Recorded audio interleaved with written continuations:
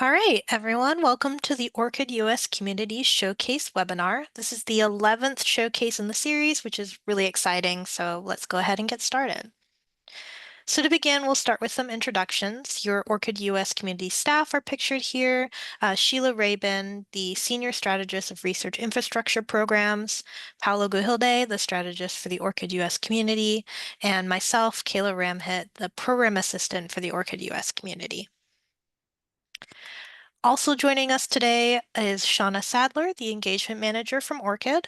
She joins us today to give us an overview of the global landscape of ORCID. And I'd also like to introduce our guest speakers for today. We'll be hearing from Nell Hardcastle, a software developer at Stanford University, to talk about OpenNeuro, and Stan Newman, Senior Director of Technical Operations at Vivli, to talk about the Vivli platform. And I'll also go over our agenda today. We'll start by talking about ORCID. So what is ORCID and the three different parts of ORCID, and then we'll go into what the ORCID US community is, about the community's goals, and about ORCID adoption. And then we'll talk about ORCID globally. We'll talk about some new features ORCID has implemented most recently, and we'll also hear from our guest speakers. So first we'll hear about OpenNeuro, and then we'll hear about Vivli. And lastly, we'll have some time at the end for a Q&A, question and answers discussion. So what is ORCID? ORCID stands for Open Researcher and Contributor Identifier. ORCID is an identifier that is meant to uniquely identify researchers so that they can get credit and attribution for their work, streamline a researcher's digital identity so an organization can save time on administrative tasks, and keep track of a researcher's affiliations and contributions all in one place. ORCID is a nonprofit, community-driven organization that serves the global research community. There are three main components that make up ORCID: the ORCID ID, which is a unique persistent identifier that is free of charge to researchers and individuals; the ORCID record, which includes information about the individual from their employment history, education, works, as well as many other things; and the ORCID API, or Application Programming Interface. The ORCID API allows the research community to work collaboratively with ORCID by allowing connections between the ORCID record and member organizations. So we'll go into a little more detail about the ORCID API later. So first, let's talk about the ORCID ID. An ORCID ID is a 16-digit number that is unique to the individual. It distinguishes researchers from each other and is free for anyone to use. You'll see here our volunteer researcher, Sophia, and her ORCID ID. You'll notice it looks like a link, and that's because it is. The ORCID ID links to an ORCID record. So if we click on that link, we are then taken to Sophia's ORCID record, which is populated with information, similar to what you might see on a CV or a resume. So the ORCID US community has an ORCID workshop for researchers that we put on quarterly each year that goes into a little more detail, but I'll briefly mention what can be found within an ORCID record now. You'll see here that there is a section for different name formations, a biography, her country, and a section for keywords describing her research areas, and importantly, a section on her employment history. You'll see here her education and qualifications, and if we scroll down through her record, you'll see professional activities such as membership, service, distinction, and invited positions. What funding she's received, research equipment she's used, her works, which include publications she's written, and lastly, her peer review activity. So we also like to share something new this year. So ORCID has introduced some new work types to better support a wider range of arts and humanities research outputs. Here are just a few: musical compositions, artistic outputs and images, lectures, blogs, interviews, patents, conference presentations, and many other work types. ORCID has improved the user experience when manually entering work type information. And for more information about the changes in the new work types, ORCID has a blog post that goes into more detail.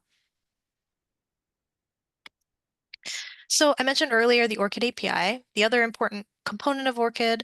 It provides a way for organizations to gain a better understanding of research activity across the scholarly communication ecosystem through the use of this ORCID API. So the Application Programming Interface, or API, allows systems like publishing, repository, funding, or research reporting systems to connect and communicate with ORCID. So for example, the ORCID API can be connected with a publishing system like OJS or Scholar One, and there is an exchange of data, so a flow of information, and this is all done via the API. So in this graphic, you can really see how the ORCID API works between different stakeholders. A research institution, funder, or publisher can read data from ORCID records via the ORCID API and use that data in their system for reporting or filling out forms, for example. Then those stakeholders can write information to ORCID records via the ORCID API.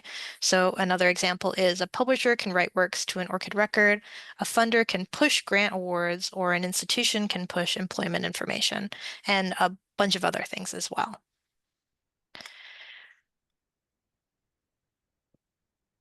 Oh, I cannot seem to move the slide on. That's weird. Sorry, technical difficulties.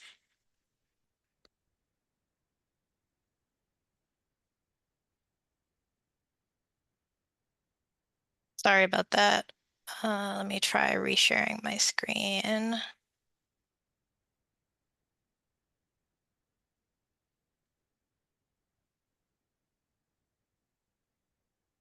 Oh, it looked like it clicked through. Apologies. Okay. There are three types of integrations with ORCID. A vendor or open source integration is with a system such as OJS or Esploro. Then there's the Affiliation Manager, which is a tool available to consortium members in the member portal, which pushes affiliation information to ORCID records. And the last type is the custom integration, which can be configured to best fit the needs of your organization. To integrate ORCID with the system, you need to use one of your ORCID API keys.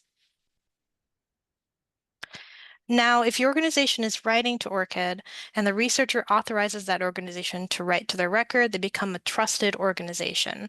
In the researcher's ORCID record, the organization will show up as the source of that record.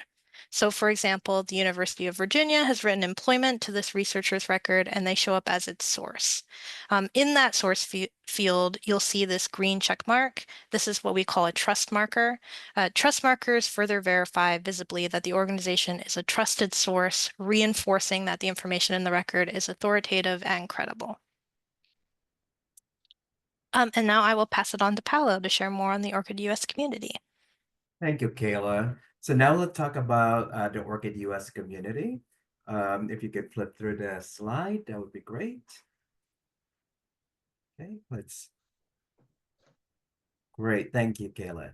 All right, so if you're not familiar with the ORCID US community, we are an ORCID member consortium with all nonprofit organizations that are ORCID members in the US. So we currently have over 210 member organizations. So that's quite a lot, and you can kind of see that here on the map with the distribution of all of our members across the US.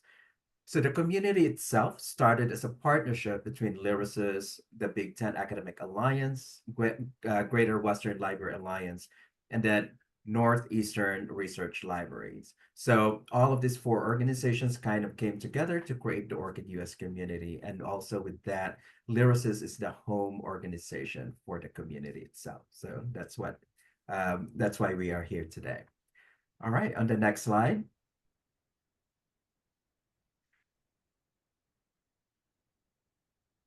So what the things that we do here at the ORCID community is that our goal is to really support all of our members. So that could be providing resources, creating communication channels for everyone. And all of this is to share our community together and to kind of share what we learn and what we're doing with ORCID. So all of that is really about fostering a community of practice around ORCID here in the US. So we do a lot of webinars, showcases like today, what we're doing today. We do community calls as well as conversations just in and around ORCID. And a big part of also for the ORCID US community with all the memberships coming together is to really lower the barrier of participation. So for all nonprofit organizations that wants to be a member of ORCID, that really kind of creates making sure that the cost for being a member is lower than what it is. So now we are at the top level of having the most members for a consortium. So the membership fee is actually much lower with that, and that's a discounted fee because of the number of members in the community. And a big part of also what we do is to really raise awareness of ORCID, but also other persistent identifiers. Many of you know that ORCID is not the only persistent identifiers out there. So you have DOIs, you have um, I can't even think of anything right now somehow. ROR IDs, right? So all of those bits are to really kind of make the entire ecosystem fair. And that's findable, accessible, interoperable, and reusable. So the entire ecosystem kind of works together with all the PIDs to make sure that we are sharing the data and information in kind of a fair principle. On the next slide. So we'll talk about what's going on in the ORCID US community right now. So I just grabbed this data this morning, actually. So as of today, we have across all of our 210 member organizations, we have over 378 member API integrations. So that's quite a lot already. And within that, you have about over 600,000 ORCID IDs connected with all of those integrations and over 92,000 ORCID records have been updated by member organizations. So this graphic that you are seeing here today, those are just examples of things that's been added to the ORCID record. So these are works that's being added. So it could be a journal article, a conference paper, or a lecture speech. All of those works have been added or updated in some of these ORCID records. And that's really kind of part of that over 92,000 data right there. All right, let's go to the next slide. Now, on this slide, what we're seeing here is just the ORCID adoption in the United States. So currently, right now, we have over 1 million active ORCID ID records with the .edu email addresses. So it's quite a lot again, and almost 1.4 million ORCID ID records just within the US affiliation. So think about the entire country, right? So we're looking at about 1.4 million ORCID ID records right there. Now we talk about the ORCID US community, but in the United States, there's also another consortium, and that's for the US government. So there's an ORCID consortium within the US government, and these are some of their members here. So you probably work with them already or have worked with them previously. So all of these organizations are also ORCID members in the US. Okay, the next slide. So in the last few years, you probably heard a lot about NSPM 33, public access memos. So those are just federal funding, the federal policies that's kind of affecting ORCID. So we've seen a lot on the NSPM 33 in the last few years, and we've also seen a lot on the public access memo. All of this are kind of what we're looking at also in the ORCID US community. So we're actually kind of following what's going on in this area.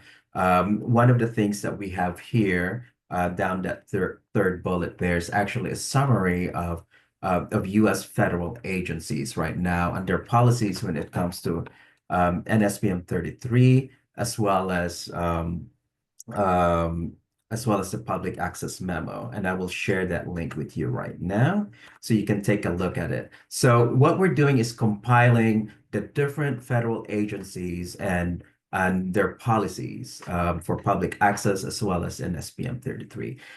This is a living document, so we're going to add um, information and other policies here once we know of them. And we also encourage you to let us know if you know of new policies that are coming out that are not listed in this document. So, you can let us know at orcidus@lyrasis.org. All right. And I think on our next slide, I'm going to pass it on to our colleague, Shauna Sadler, to talk about ORCID and global landscape. Great. Thanks so much, Paolo. I really appreciate it. Hello, everybody. Kayla, next slide, please.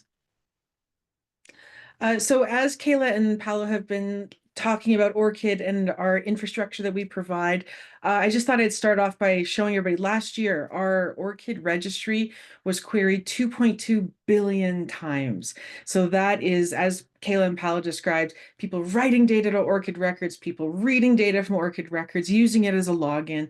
It is hot. We are very active globally and we're really excited about it. And also just want to say a huge thank you to all of you who are part of that adoption of ORCID. All right, next slide, please. So here, just quickly, some other stats for you. So these are international. So last year, we had just under 6,000 system integrations with ORCID's registry that do that reading and writing, the data exchange. We have just under 1,500 members, and Lyrasis added a new member this morning. So thank you to Lyrasis. We're continuing to grow.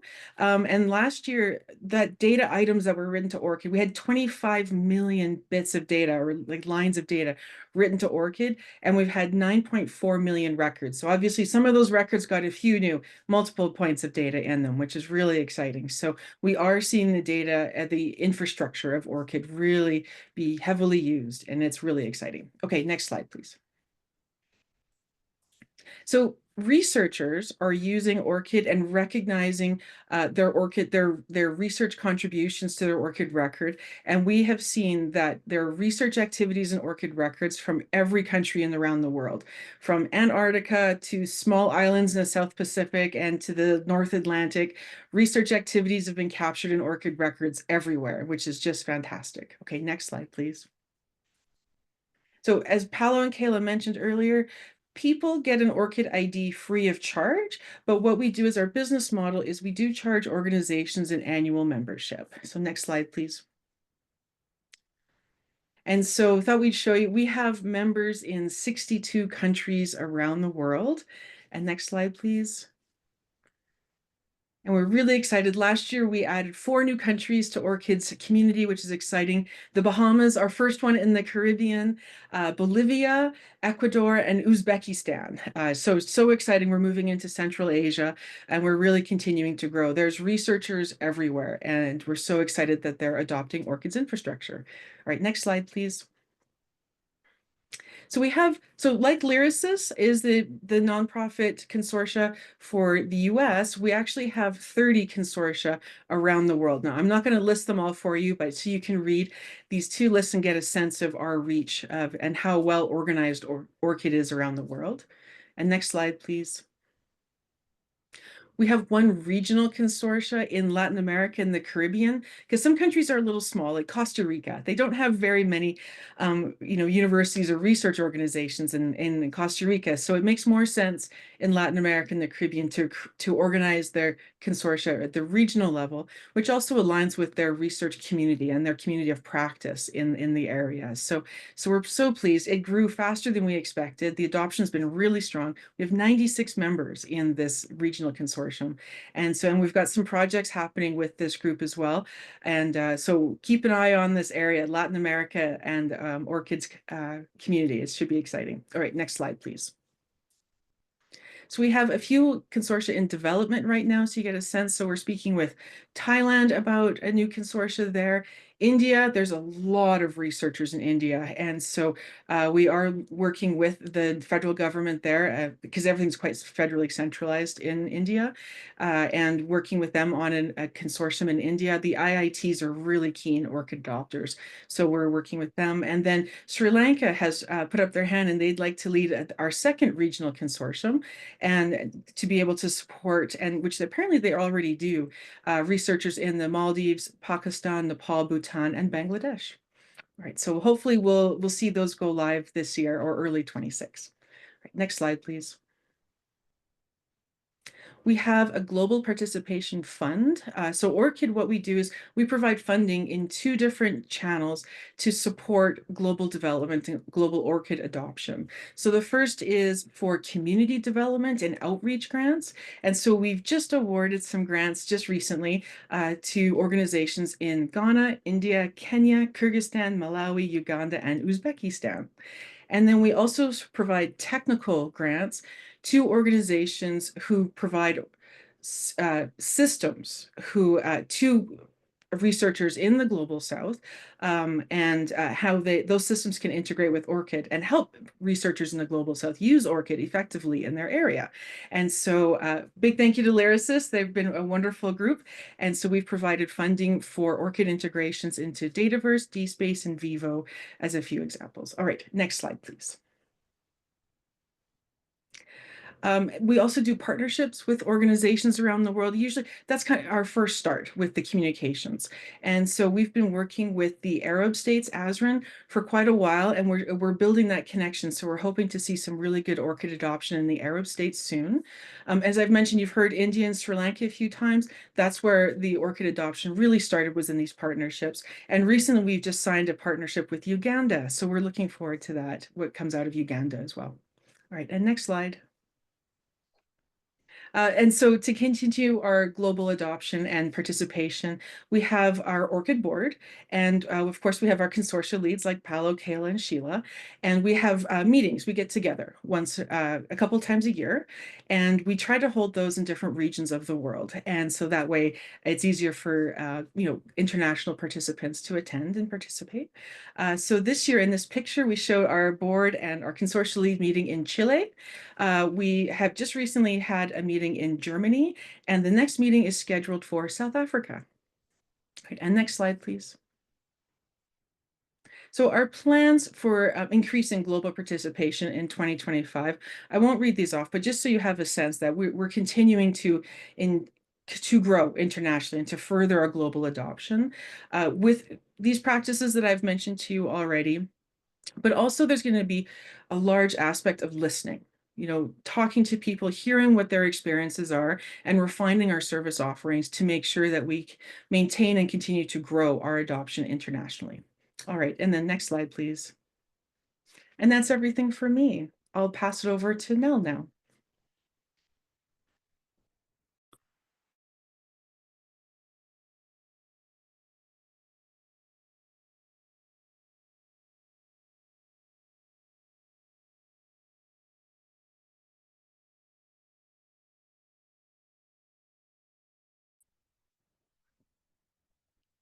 Great. Thank you for inviting me. Hello, everyone. I'm Nell Hardcastle. I'm a software engineer in the Poljack lab at Stanford University, and I'm going to be talking about our project, OpenNeuro.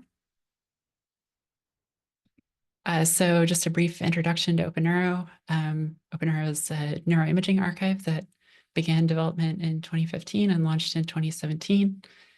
Our primary goal OpenNeuro is to improve the reproducibility of data sets by focusing on standardization and reducing barriers to sharing.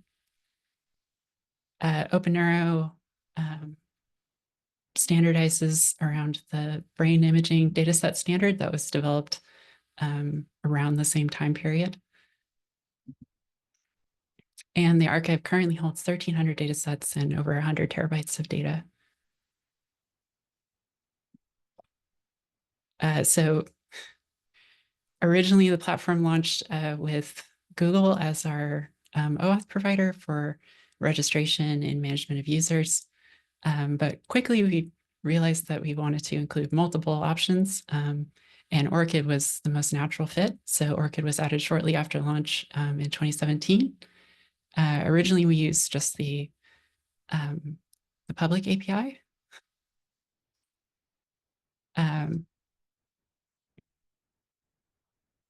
We recently migrated to the member API for beginning to improve our ORCID integration. We really wanted to provide alternatives for users that couldn't use Google. And also ORCID provides a lot of additional rich metadata for contributions to OpenNeuro that improves the experience for users. This is an example dataset on OpenNeuro, just showing one of the small places where our public API integration is visible. You can see in the lower right the contributor of this data set was registered with the ORCID account, and so you can follow their profile back to ORCID. We encouraging users to make their data available is a big part of OpenNeuro's mission. And so one of the key things we want to do here is give users credit for those contributions and make it easy to discover data sets and contributions.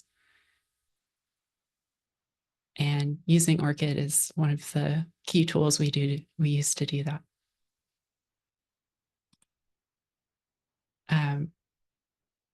The public API features, like I mentioned, are a bit simple. We really just annotate the types of content that users have contributed with their ORCID ID.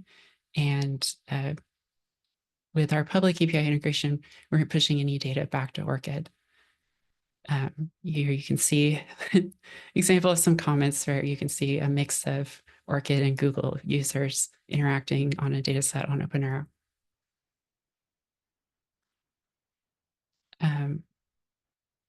Talk a little bit about what we're working on right now, because we're gradually improving our ORCID integration. In an upcoming release of OpenNeuro, we're planning on moving our user base to requiring an ORCID ID to be linked to their OpenNeuro account. This is going to provide us with valuable context for contributions to OpenNeuro, whether that's a data set or changes to a data set or an analysis, anything that you might create related to your neuroimaging data set. This also should solve an issue that we've had where quite often users would register with a Google account, and this Google account would be organization specific, and users would change organizations quite naturally throughout their career, but and end up losing access to their OpenNeuro data if we weren't able to migrate it to a new account.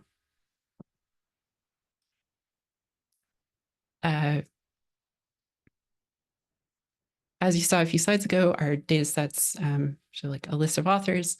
One of the key places we want to be able to extend our ORCID integration is allowing users to link their ORCID profile to their contributions to a data set, whether that's authorship or any other kind of contribution. So one of the new features we'll be adding is the ability to go through and both request and approve authorship claims against data sets. And this is an example of our upcoming user profile page. This is dynamically updated from the information available on your ORCID profile and a few other sources, and is designed to give some context and a place where users can showcase all of the contributions they made across a variety of data sets hosted by OpenNeuro. And this is just an example of how a user might see that someone has requested authorship and can approve that their ORCID profile will be linked to that data set. We also want to make sure that when we're collecting this additional information and enriching our data sets with the ORCID ID and ORCID profiles of users, that we make this available wherever the data set is used. So we'll be using DataCite's metadata schema to include the linkage to ORCID profiles back into the source data for the data sets. And then the final piece that we're working on, and I don't have signs to showcase for yet, is we would really like to take data sets, but possibly other types of contributions, and contribute those back to ORCID as works. So following our migration to requiring ORCID for all of our users, we will begin updating this information on linked ORCID profiles if a user has opted into the feature on OpenNeuro. That's a very brief overview of OpenNeuro and our current and future plans for our ORCID integration. Thanks. Thank you, Nell. Great, so that's wonderful. And we will pass it on to Stan from Vivli. Right. Please confirm that you can see my who is Vivli slide. Yes, we can see it. Okay, good. I picked the right screen, and thank you. So, who is Vivli, and why are we here? So, just to answer that question, a little bit of context. When an organization runs a clinical trial, they tend to collect a ton of information about individual participants in the trial. And they tend to use it for a very specific purpose. For example, if someone's doing a clinical trial on a COVID vaccine, they want to ask, does it actually work? And is it safe? But that data can be really valuable for other people who are doing secondary analysis, especially if it's combined with other data. So if you combined Pfizer data with, I think it's AstraZeneca, has another, and Moderna, you could answer other questions like which vaccine works best for infants, which for seniors, and which for other groups. How do we predict the outcome and the progress of the disease? What's optimal dosing recommendations, so forth. So there's a lot of value that can be derived from that data. So where does Vivli fit in? We act as a convening service, connecting data that's available with secondary researchers who want to use that data. So in effect, we maintain an inventory of available studies that people have offered to share with others. Secondary researchers come to Vivli, search for what's available, studies that can support the specific research topic that they're about to engage in. Then we go through a review and approval cycle, and then we make that data available in a secure research environment. Secondary researcher carries out their analysis in that secure research environment, which, by the way, is our term for a virtual machine, by the way, and then publicly discloses the results. Usually it's a paper in a peer-reviewed journal. It might be a talk at a conference.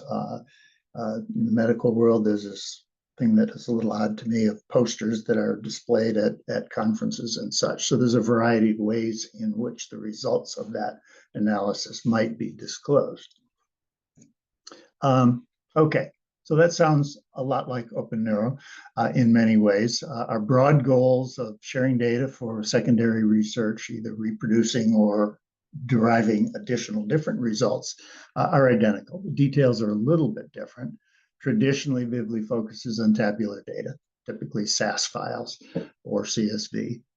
We're beginning to expand into imaging, especially if it's connected to the tabular data. Because of where our data comes from, a good percentage of it comes from pharmaceutical firms. It's individual participant data, it's sensitive data, and that requires controlled access. So we have to place our data into a highly secured research environment, which basically is a VM that's cut off from the internet. So you can't take data in and out. Okay, how does ORCID fit into all of this? Well, if the team running the clinical trial is an academic team, then basically their careers depend on getting recognition for their work. And of course, that's what ORCID's all about. We encourage participation in Vivli by reaching out to the academic community in a number of ways. We participate in data sharing conferences, sponsor data challenges. We have one just started around antimicrobial research, fascinating medical problem, antimicrobial resistance rather. Hosting webinars, establishing relationships with academic librarians, because in general, an academic who's performing a clinical trial will probably reach out to their librarian and say, what do I do with this data? And so the answer is, well, one of the places you can go is Vivli. Okay, so with that as context, how does this all work? When a researcher lists their data from a clinical trial on Vivli, we ask them to tell us about the members of the team. This includes their ORCID ID and the roles of each team member expressed in terms of the credit taxonomy. As an aside, we chose the credit taxonomy as a way of naming their roles, partly because that was supported by ORCID. So here's an example of the screen. We have an interface that makes it easy for contributors from academia to enter share a request. One of the first questions we ask is, tell us about your team. We're looking for information on email address, ORCID ID, and their name. And off to the right, you can see the selection of the roles. At this point, when the user enters the ORCID ID, we're doing a checksum validation to catch 99% of typing errors, but we're not actually validating that because the person entering this is not always, is probably one of the members of the team, but not all of the members of the team. So the person entering this is providing information about other folks. So we don't, at this point in time, we can't validate that. So having filled in the information about the team and other information about the study, what was it about, what did you measure, and so forth. So what comes next? Vivli goes through a process of curating the metadata for the study. This makes it searchable. So if someone's looking for studies on Alzheimer's and amyloid plaques, they can do a query and find what studies that might be available around that topic. Once we've posted the study, we generate a DOI using DataCite. And by the way, all of our metadata we report back to DataCite, including the membership of the team that was responsible for it. At this point in time, that study is now citable. It's available for request. It has a DOI. People can reference it. And so at this point, the person who submitted the study can initiate an emailed invitation to the team members to register the study in their ORCID record. That email contains some background information. Why are you getting this email from somebody you've never heard of? And it allows us to know who it is that was invited. So click on it and I'll show you the screen in a moment, and they can provide their ORCID credentials. That in turn authorizes Vivli to register the study as a work on their behalf. It includes the data set as a work, and it includes a description of that user's role in the project. While we're connected and we have the authorization to connect, we grab their current affiliation and keep that as part of our metadata and report that back to DataCite. So how does it work? Here's an example of the email. As I said, this email comes more or less out of the blue to members of the research team. So there's a fair amount of information here that says, why did you get this email and what's it for? Down at the bottom, you can say what you need to do. Click on the following link. When you click on that link, it brings up a screen that describes the study and has a link that says authorize the update to ORCID. They enter their ORCID credentials, and we then register that work in their ORCID record. I believe this one, by the way, I think came off of the sandbox, the ORCID sandbox, rather than their production, because it was as an aside, that's a convenient way to do testing and development. This work with the sandbox, you're not populating people's real ORCID records with junk data. So you can see a couple clinical trial titles, the fact that it's a data set here, what the user's role was, conceptualization, funding acquisition, investigation, and the fact that this came from the Vivli platform. It wasn't just the researcher claiming something without any validation.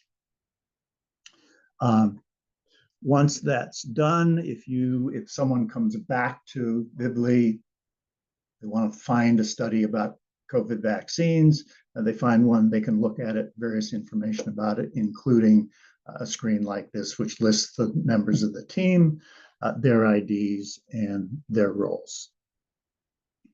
But wait, there's more.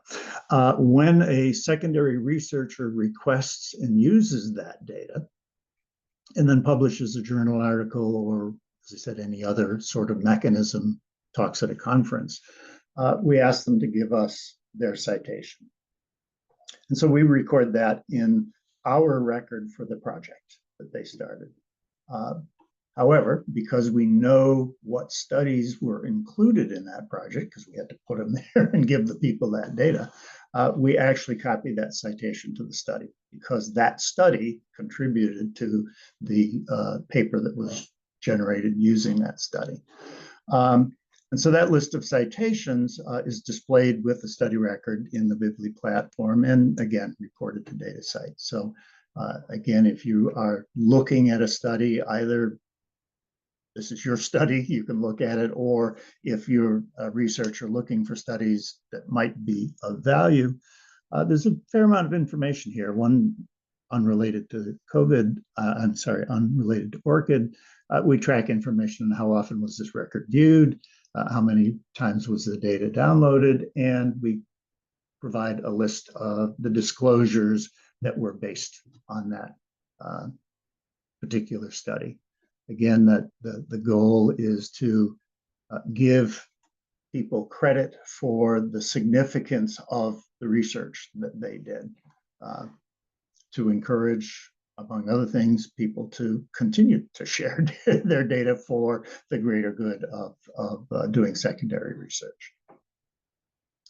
And that's it for me. Thank you.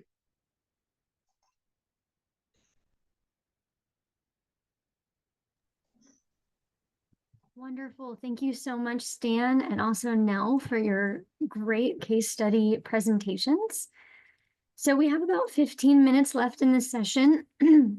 And so it's time for Q&A. So if anybody has questions for our guest presenters, questions about ORCID in general, really any questions or comments that you have are welcome. So feel free to put those into the chat, or if you're comfortable, feel free to unmute.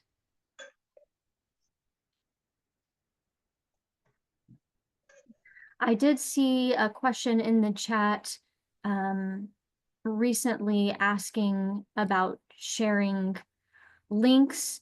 All of the links that we've talked about in the chat, in the slides, the recording that's going to come out, please do feel free to share all of this information with anyone you know who would find it valuable or be interested. We're very big into sharing, so yes, please feel free to do that. Yeah. And if you're like me, sometimes it takes a little bit of time for new information to kind of sink in. So if you can't think of any questions right now, but if questions come up later today or in the future, feel free to contact us via email at orcidus@lyrasis.org. We're always eager to answer any questions at any time.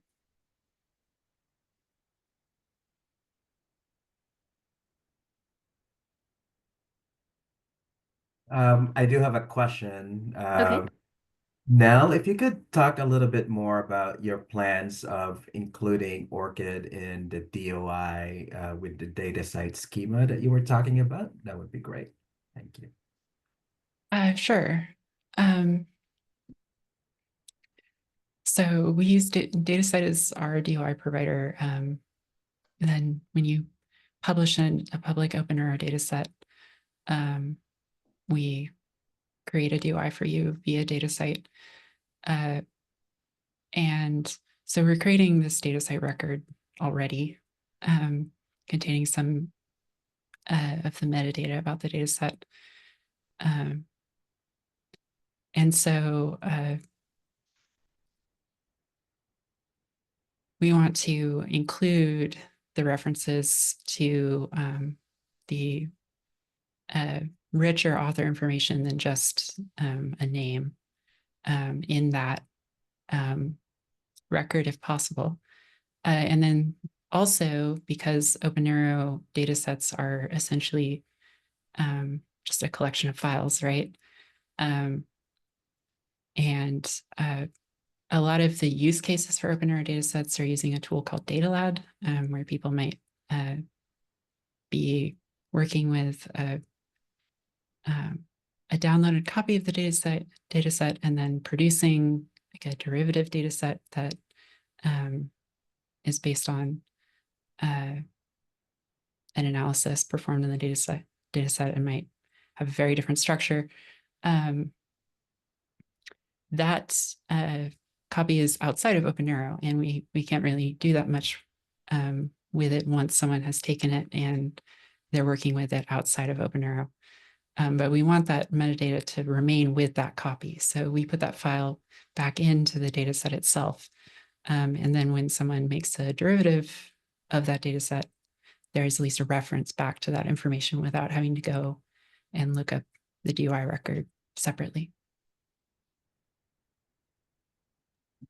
Great, thanks. And yeah, absolutely. Within DataCite DOI metadata, it is definitely a best practice to try to include ORCID IDs for all of the individuals that are listed there. So it's good to hear that you have plans for that, and also that Vivli is actively including those as well. I may add a comment, and I sort of touched on this early. Vivli was invited to participate in a program with the NIH called the Generalist Repository Enterprise Initiative. I don't remember for sure what the E stands for. As part of that, there's 6 or 7 data repositories where we have established a set of metadata rules that we adopt in common. And a very important part of that is to use common standard identifiers. One of them is ORCID to identify people. One of them is to use ROR to identify organizations.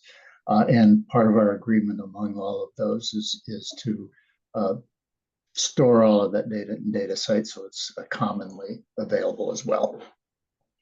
That's great. I have a question. So I think this question, well, it's actually for both of you.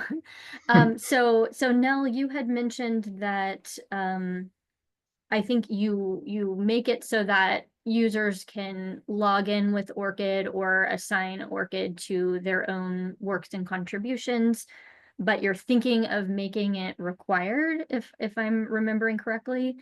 And then Stan, you have these emails that get sent out to researchers encouraging them to link their ORCID IDs, but I'm assuming that's not necessarily required. So my question for both of you is, what in general would you say you're seeing a high amount of engagement with ORCID, even though it's not required, or what kind of levels of adoption of actually having those researchers take action and connect their ORCID ID are you seeing in your platforms as of right now?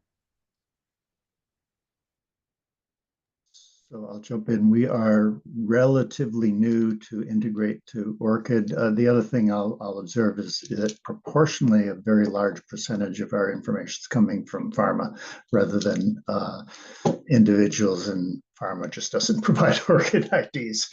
The company owns it rather than individuals. I think our adoption is fairly high, but to be honest, I haven't done a lot of research on that. So I believe we're at about 20% of our users have either created their account with ORCID or linked one to a Google created account on OpenNeuro. And so moving to a model where we require the ORCID ID to be linked before you can make contributions, we're hoping will encourage more users to do that. Yeah, that makes sense. That's one of the things that we grapple with a lot, because in order for ORCID to really have all the benefits take effect, researchers do have to know about ORCID, have their ORCID ID, know how to use it, and have that awareness. So that's one of the reasons why we at the ORCID US community do a quarterly ORCID workshop for researchers, just to continuously put that message out there to try to make sure researchers are aware of that. And I do know of some other platforms that do require, like, you have to log in using your ORCID credentials. There's no other option. So Dryad data repository, for example, is one of those. Sounds like a good idea, and just keep us posted as you do move forward, so we can keep up with you and see how things go. Any other questions or comments?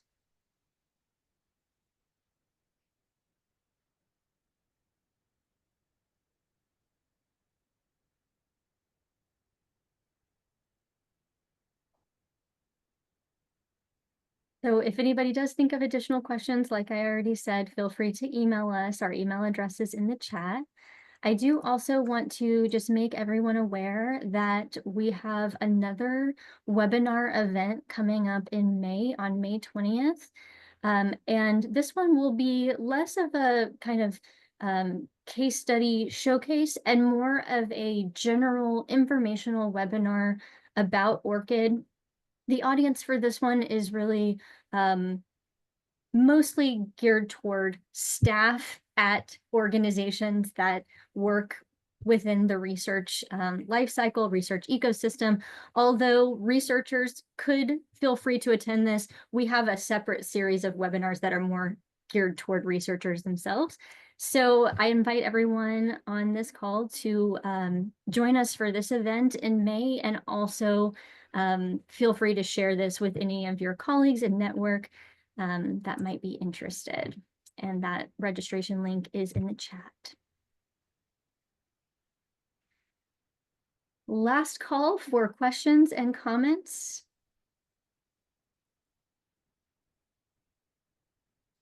Thank you so much, everyone, for joining us today. I hope this was valuable. I hope you learned something new. I know I certainly did and always do. Thank you so much, Nell and Stan, for volunteering your time to share your ORCID case studies with us today. And thank you, everyone. Stay tuned for a link to the recording, the slides, and the notes from this session. And hopefully we'll see you all again at our May 20th event. Thank you. Thanks so much, everyone. Have a great day. You too.